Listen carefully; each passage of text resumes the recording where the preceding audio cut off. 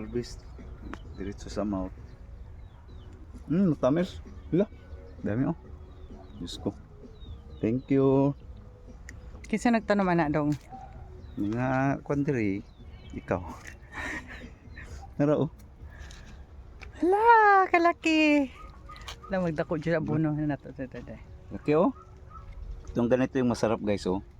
Hindi masyadong matamis. Medyo masim-masim. Pero itong ganito guys. Matamis na to guys. Kasi rapid na ma-overripe.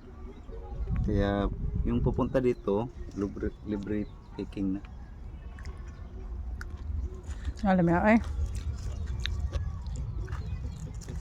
Sarap kaya yung itom kayo.